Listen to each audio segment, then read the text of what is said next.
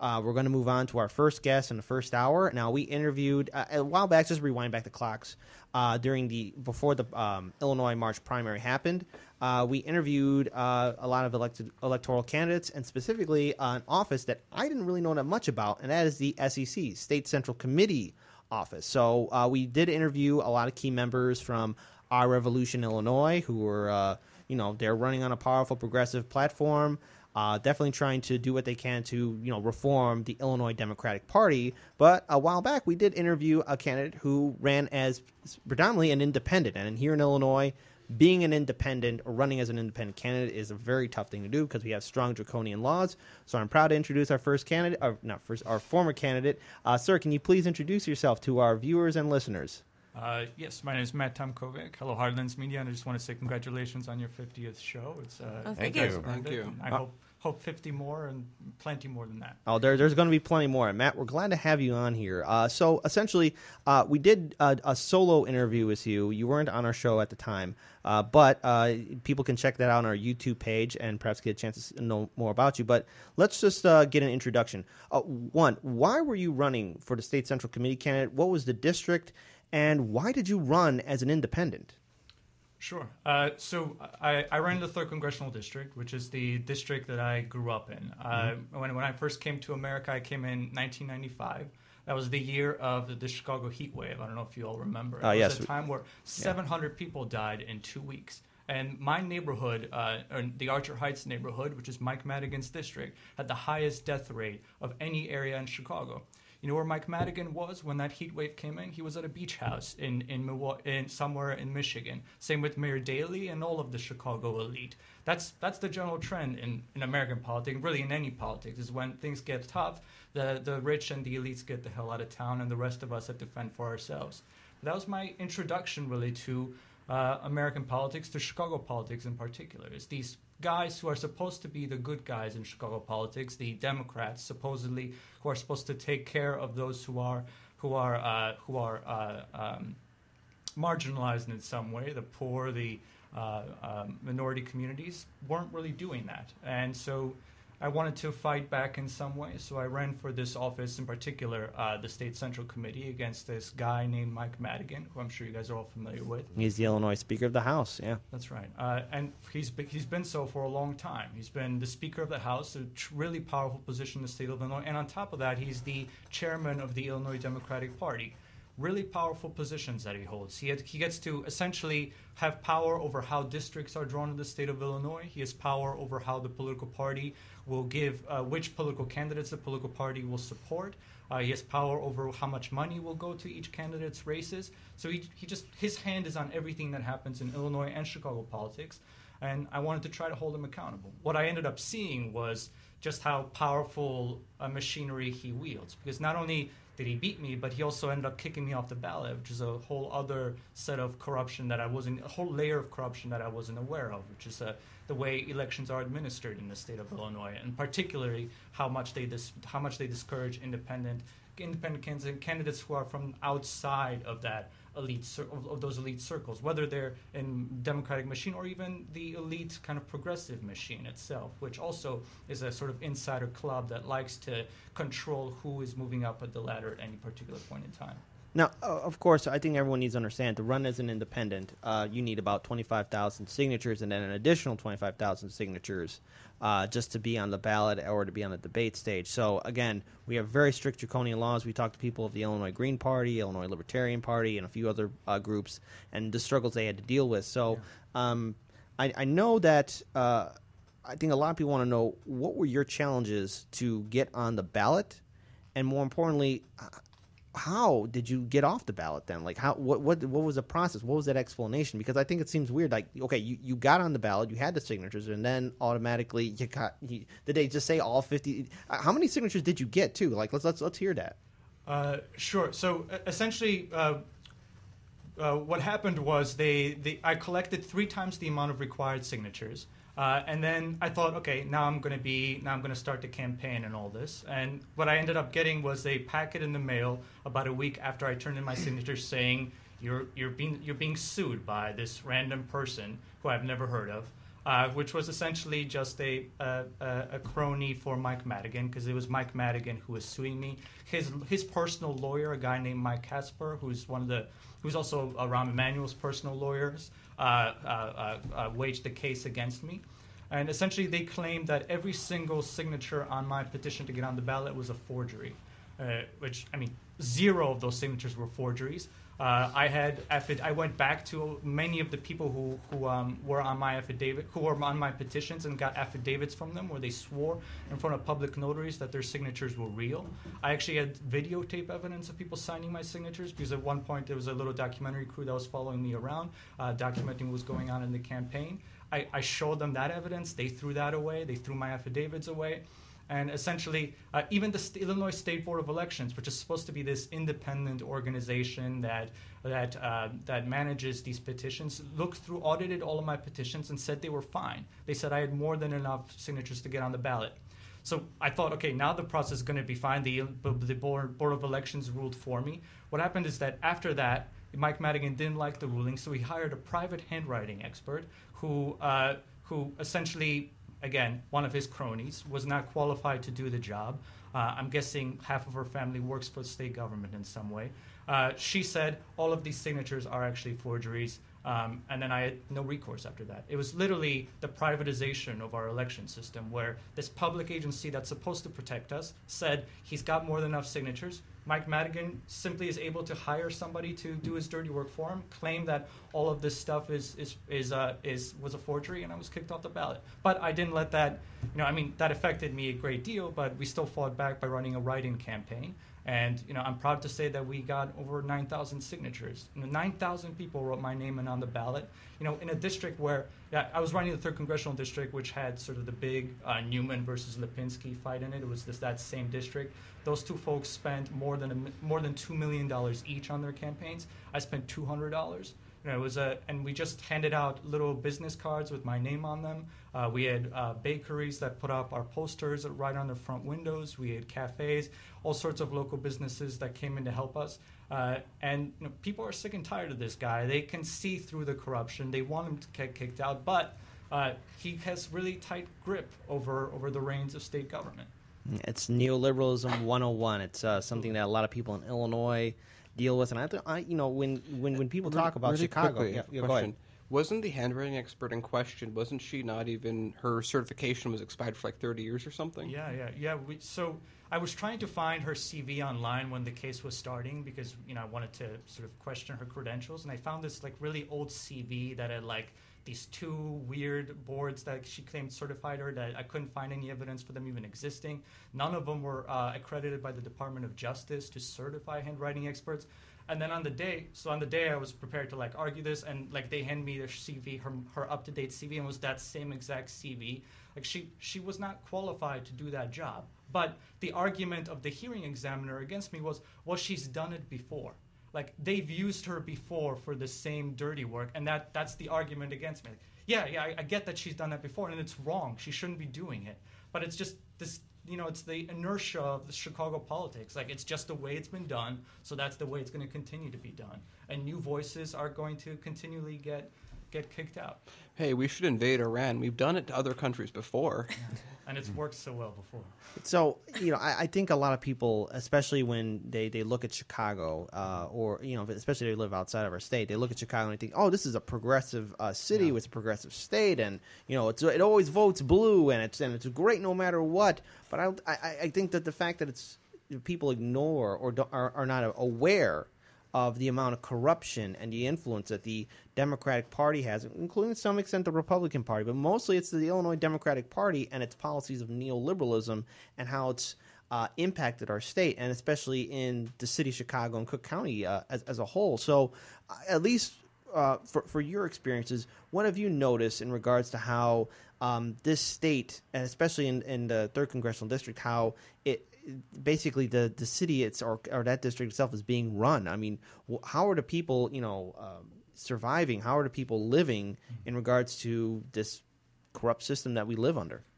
Yeah, and just to reinforce the point, Barack Obama, the first time he ran for office, he ran against a lady named Alice Palmer. He kicked her off the ballot using the same tactics like Mike Madigan used against me. And he's supposedly the progressive, nice guy. But, this is just the way Chicago politics is done. It's the secret of Chicago politics. If you're not in the club, they'll find a way inside the Illinois State Board of Elections, which is one of the most corrupt agencies in the state, to kick you off the ballot. If you're not next in line, whether you're part of the machine or even the new progressive machine, if you're not next in line, they'll find a way to kick you off. In terms of how things are done in my congressional district in particular, I grew up in that district. I went to a public school called Edwards School. That school was so overcrowded that it had 2 shifts, and an AM and a PM shift. For several years, a generation of kids got a 4-hour-a-day education because our school couldn't get funding, because we either weren't on North Side in the Loop or we weren't in a rich suburb. And those same politicians who couldn't deliver for those kids for my generation when I was in school are still in power. It's the same people who continue to hold power, who don't deliver services or goods to the district, but somehow nobody's willing to challenge them. And that's the thing I found so sad about my race against Mike Madigan. Everyone complains against Mike Madigan. They say, they all acknowledge that he seems to be a bad guy, yet nobody's willing to challenge him. It's like, it's this theater of Chicago politics. I gave people a theory of changing Mike Madigan. You can get rid of Mike Madigan. You can help support me. He's totally vulnerable. We can kick him out of office. Nobody really came to my aid. I couldn't get progressives to come to my help. I couldn't get, because they essentially made a deal with Madigan. The Chewy and Alma essentially said, we'll stay away from you if you come help us. And by the way, I canvassed in Mike Madigan's home district in West Lawn. And we actually went to his home, knocked on his door, and you could see the yard signs on his lawn of who the candidates were that he was supporting. He had yard signs for himself, Sylvia Taveras, who was the committee woman of the congressional district. He had signs for Dan Lipinski, who was running for Congress, and he had Alma and Chewy. Every single person who had a yard sign on his lawn ended up winning in the March primary. Mike Madigan has deep control over Chicago politics. That machine is as strong as it's ever been, and it's helping people as little as it has throughout its time. It's all about loyalty to that machine. It's all about making sure that your friend has a job somewhere in city government and state government, and the rest of us, we're screwed. It's basically we live in a state where it's feudal families that control everything, like the infamous Danny Davis campaign, a name you know. Mike Madigan, it's a name you know, and there seems to be very little pushback. So, name and wealth are destiny in American politics, and it's incredibly discouraging. So, there was of course during the March 20th primary, of course there was a lot of establishment candidates won in our state, or at least they established what the Democratic Party, the people they wanted to win. But another thing to point out was that 3% of millennials, young people, turned out to vote. And I remember myself, Daniel, Lauren, and Paul, we were all talking on one of our previous shows before the March 20th primary, and that was if we want our progressive candidates to win, if we want people like Senator Daniel Biss to win or any other progressive candidate to win, we need to show up in force, because now millennials and the next generation, we're going to be the largest voting bloc in U.S. history. We have power, but on that primary, people either were ill-informed, chose not to vote, or just really didn't care about anything at all. So, or weren't even aware that it was happening. Yeah, or weren't even aware that it was happening, because, again, corporate media wasn't covering. I know that myself and Daniel, we were covering a lot of political debates and protests happening all over, but very rarely did you see the establishment media there. And if they were there, it was only if there were certain establishment Democrats there as well. So from your point of view, what is necessary to get voter engagement from young people, millennials, to really get out and exercise their power? How can we get people to come out to vote? Because we've seen it in Illinois. We also saw it on the May 8th primary as well, with Ohio, North Carolina, Indiana. I mean, there was still a low turnout. How do we get people to turn out to vote? How do we get them active? Because obviously corporate media is not going to cover these elections or debates. Well, I think fundamentally, we need younger people running for office who can actually walk in the same circles, who don't look like a complete outsider on a college campus. Mike Madigan is the chair of the Illinois Democratic Party. That guy's almost 80 years old. I mean, and Wow. he's leading the Illinois Democratic Party. He's going to energize the millennials. No, I don't think so. He's But going to they're not- energize the millennia. Well, yeah. I mean, it's the U.S. Congress. You know, the U.S. Congress. There's only 2 millennial Democrats in the 535 congressional members. Even though millennials are the largest voting bloc currently, the largest voting generation. So fundamentally, our politics, I think, has been hijacked by a group of baby boomers who refuse to pass on the torch, who hold very old ideas about foreign policy, domestic policy, who continue to drag us back into the past. Whereas so many of the conflicts that we are still fighting have essentially been ended in our generation. You know, we're the most diverse and all these other things you hear. Like, we're not afraid of the word socialism. You know, a lot of these conflicts have been ended for our generation. If we just finally decided, let's kick out these old geezers out of office and like actually bring in younger people who hold the same ideas that we have, a lot could be changed. Yeah, Right. especially understanding what a lot of young people are going through, and you know, it's. I mean, kids that are in high school right now, they're actually not even considered millennials. You know, millennials I think are up until like 34, 35-year-olds. You know, in this country. So, you know, you have an entire generation that has been deeply impacted by immense debt, student loan debt, seeing our healthcare diminish. I mean, by the time that we are, you know, in our 40s and 50s, what is it going to look like? What's the housing market going to look like? You know, the fact that people can't even live on their own. I mean, how many times have we covered gentrification in Chicago alone, and it's happening across the country? Like, you're seeing a lot of young people that are being affected by all of these issues, and it's not being addressed by a lot of the people that we still have in Congress and in Chicago politics, and that needs to be addressed. And I agree. Go run. You never know. And there's so many resources that you can use if it's your first time running. You know, like just ask, get involved.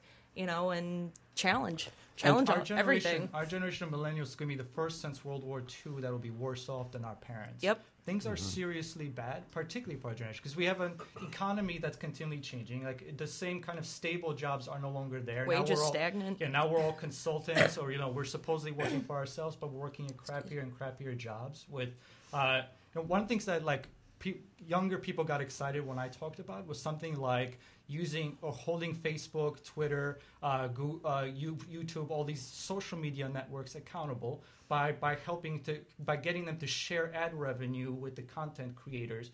So like when you post a large Facebook post, or you have a large media following. I mean, the way Facebook makes its money, right? And they make $1 billion a month. They make that money by taking the free content produced by us, which is essentially free labor for them.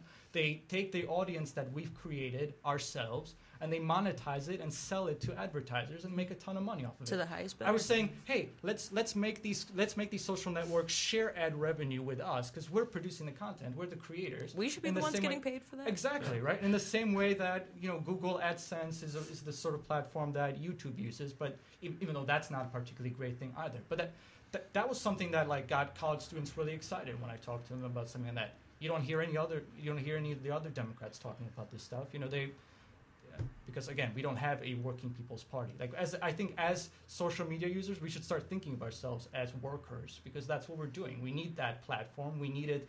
We provide free labor, and we should get some ad revenue from it. So, you know, that's a way in which we can help kind of modernize our political system's view towards the economy, I think, and make lives of millennials a little bit better. So I think one thing I've said for a long time is I cannot wait until we get past what we're doing now and enter the era of great projects. Because right now we're dealing with issues that we already have solutions for. We're dealing, healthcare is a big issue, yeah, but we know how to fix it. Oh, all these wars are a big issue, yeah, but we know how to fix that. We already have made the solutions for almost all the problems that we're dealing with. I mean, maybe the only outliers might be like curing cancer, but a lot of that I think is due to how we do research on cancer and the process where it's more profitable to take a pill for a day for the rest of your life than actually curing something. And I just want people to wake up. I want to be at a point where we're like, okay, and we're having some difficulty constructing the space elevator. Those are the kind of issues that we should be dealing with. We should be dealing with, we sent a rocket to mine this asteroid for minerals and something's wrong with it and this is a big issue. These are the kind of issues we should be dealing with. Not, hey, how do we pay people fairly? How do we give people health care. How do I get rid of my college debt? How do I get rid of these? Are such basic Yeah. problems. Can I maybe get paid for the same work? Yeah. Yeah. These are such basic problems that already have answers. But the You're problem right. with our political system is that it kills off people who are going to try to think outside the box or ask those sorts of bigger questions, because it wants people who will go to parades and wave. Yeah. Like that. Bow that's your who it head, wants. get in it line. wants- Bow your head to the neoliberal families that control our Absolutely, yeah. state. No, So hope that- It's almost like we said before. It's almost as if I really like when people say we live in an oligarchy. In my mind, I don't really see that big of a difference between feudalism and oligarchy. Just the time period which it takes place. The mechanisms that run both are nearly identical. It's people that have an entrenched power to the degree they're basically royalty. and to where you pass down electoral seat to your Yeah. cousin, son, daughter, you name And it. so it's like nepotism. it goes down to a lot of things. I mean, you can look at even capitalism as just another way of flipping feudalism to oligarchy. Yeah. But it's the same base system that requires a very small amount of people with extraordinary wealth on top, while requiring people on the bottom to not have anything, so that they don't have time to worry about politics. They have 3 jobs. They don't have being involved in politics in a large degree is a luxury of free time. Yeah. And people just don't have access to that. Yeah. And all of this, again, could easily be rectified if we chose to do it.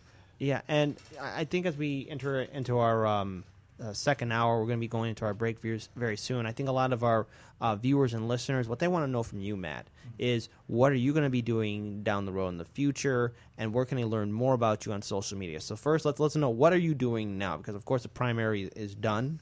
We'll be entering into the midterm general election in November. We're actually in it right now, but the vote will be in November.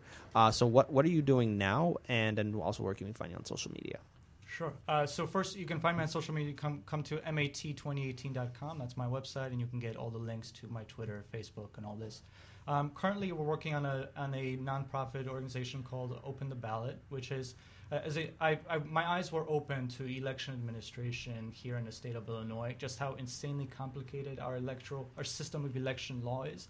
So what we're doing right now is we created this organization that is creating a report that will show just how to reform election law here in the state of Illinois, to show what other states are doing better than us, so that we know what the best practices are, and to give a guide to young people and people who are running for office for the first time, who don't have access to a lawyer, who don't have access to insiders who will help guide them, that will give them tips on how to make sure that they don't get kicked off the ballot, to show them, here are the dirty tricks that people might use against you, here's how you can do better.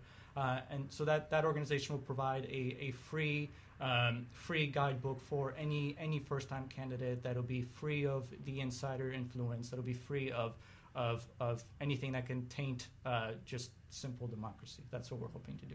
All right, that's a very good note to end it on, Matt. Thank you so much for joining Hard Lens Media. And to all of our listeners who are watching us on our Facebook live stream, you're seeing the back of my head, unfortunately, but I'm waving at you. And if you're listening to us on Q4 Radio or 1680 AM, this is Hard Lens Media 50th episode. So if you want to learn more about us, visit our website, or if you want to donate to our Patreon page, listen, every donation counts. It really helps us build a stronger independent media network. And to all our Patreons, you're the main heart and backbone to what we do here. Thank you so much, and we'll see you guys in the second hour.